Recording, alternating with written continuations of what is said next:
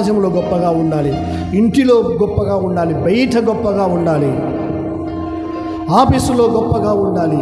ప్రతి విషయంలో కూడా ఆర్థికంగా, ఆత్మీయంగా, విశ్వాసంలో, భక్తిలో, ప్రార్థన చేయుటలో, పరిచర్య చేయుటలో, దేవుని వాక్యాలు పాటించే విషయంలో, ప్రతి విషయంలో కూడా గొప్పగా ఉండాలి అనేది యేసుక్రీస్తు ప్రభుల వారి యొక్క ఆశ, ఆలోచన.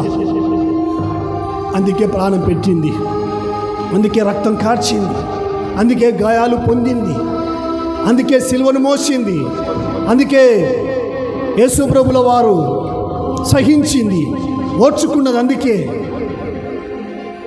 మనల్ని గొప్పగా చేయటానికి, గొప్పగా దీవించడానికి యేసు ప్రభుల వారు నీ కొరకు, నా కొరకు సమస్తాన్ని ఓర్చుకున్నాడు, సహించాడు, జయించాడు.